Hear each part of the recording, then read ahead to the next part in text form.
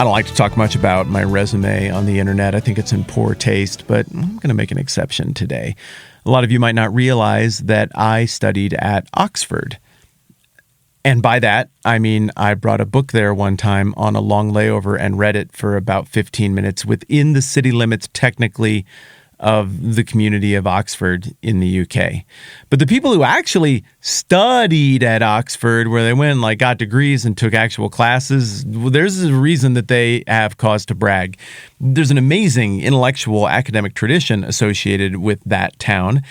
And two of the literary rock stars of the previous century were there working at the same time, that being C.S. Lewis and J.R.R. Tolkien.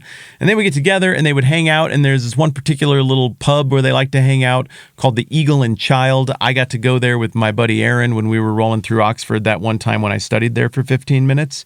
And it's fun to read the stories about what these guys talked about in there, how they debated their approaches to storytelling.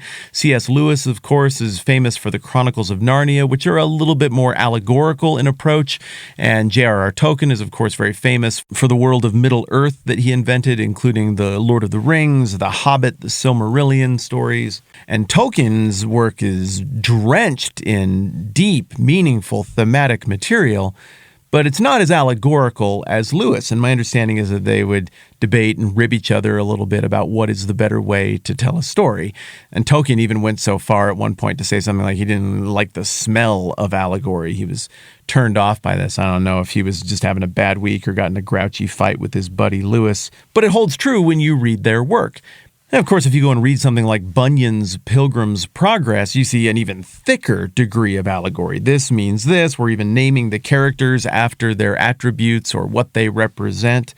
And so theme and symbolism and parallelism and allegory in story is really something that's on a sliding scale. On the far end to our right, let's imagine, would be the none of this means anything, rather nihilistic, this is just an accounting of things because I think the story is interesting kind of storytelling.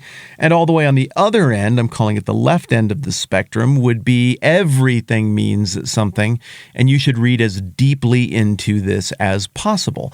Parables, like Jesus uses in his teaching, fall very far to the left end of that spectrum. Almost everything in the parables means something. It runs parallel to some spiritual truth, some corollary.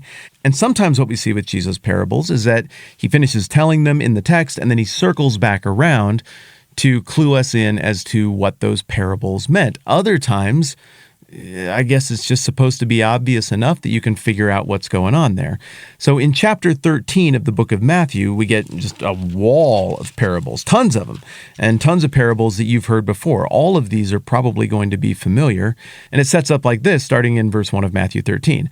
That same day, Jesus went out of the house and sat by the lake. Such large crowds gathered around him that he got into a boat and sat in it while all the people stood at the shore. Then he told them many things in parables, saying.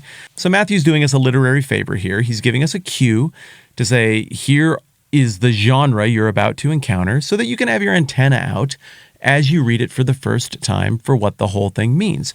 Now, parables are not just a morality play. They're not just a quaint little lesson or a cautionary tale, though there may be morality in them, and though there may be a cautionary tale in them.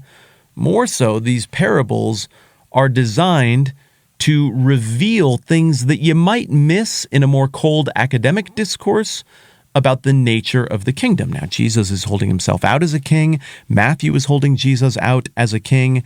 The first speech around which the book of Matthew is built, the Sermon on the Mount, starting in Matthew chapter 5, that's straight discourse. It's Jesus going right through the front door. It's the Kool-Aid Man approach to describing the kingdom. Kapah! Hey, I'm here. Here's exactly how all the things are. It's pretty on the nose. It demonstrated that he taught with enormous amounts of authority, and it connected with a whole bunch of people.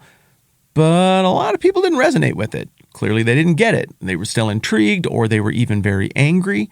And so I almost feel like as we get into Matthew chapter 13, and the emphasis shifts more toward the parable side of things, that we're taking, I don't want to say another run, like Jesus' first attempt at explaining this wasn't very good, but a different style of run with a different type of learner in mind, to use modern parlance. Additionally, it seems like he's switching over to the parable approach to things instead of the overt through the front door approach to things, in keeping with this eyes to see, ears to hear theme that we've had developing over the last few chapters. And you got blind people getting healed, and then right after that, people who should be able to see can't see. You've got Jesus turning his attention to his Father in heaven at the end of chapter 11, saying, "I praise you, Father, Lord of heaven and earth, because you've hidden these things from the wise and learned and revealed them to little children. Yes, Father, for this was your good purpose." And so there's this idea that the obvious stuff is already there. Like, y'all probably should have seen enough to get what was going on. The parables, then, are an opportunity to dive deeper into the heart of this truer, realer kingdom stuff, but not everybody's going to get it, even after Jesus completely spells out what some of these parables mean. If you're on the front end of reading The Lord of the Rings or the Chronicles of Narnia, and somebody who's already been through it is there with you, they might be able to make that first reading more profitable by saying, hey, just keep an eye out for the theme of power and its corrupting ability. If you're looking for that going in, your first read-through is going to be a lot more profitable. If somebody were to say regarding The Lion, the Witch, and the Wardrobe to a new reader, keep an eye out for the theme of failure, sin, redemption, and the price of redemption as you read through that one. Well, even though in the case of The Lion, the Witch, and the Wardrobe, it'd be pretty hard to miss those themes, you would still then, as a first-time reader, have your antenna out for it all the more. Likewise, as we look at the parables, just a couple of little things that maybe we want to keep an eye out for. One, the small details are important. There are a couple of these things where if we don't pay close attention, we can assign a completely different meaning just by swapping out a couple of corollaries that Jesus very specifically establishes. I see that happen a lot when people talk about the parable of the wheat and the tares that happens here in Matthew chapter 13. They're like, oh, now, the wheat and the tares, that is a story about church, the field where these things get planted. That's the church. But Jesus specifically says in Matthew 13:38, the field is the world. Oh, well, it's not the church, it's the world. And we'll get into why all of that matters later on. But it's really easy to butcher the understanding of that parable by simply missing or ignoring the interpretive parameters that Jesus puts on it.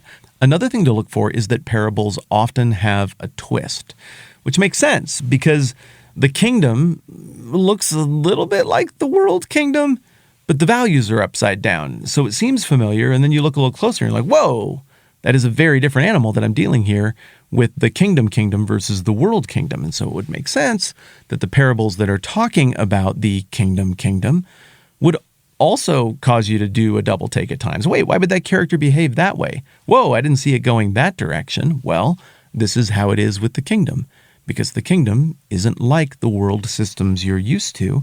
And to me, it seems that the Sermon on the Mount is jarring to a certain degree as we intellectually make the contrast between the kingdom values and the world kingdom values. But this kingdom parables discourse is jarring at a more visceral level.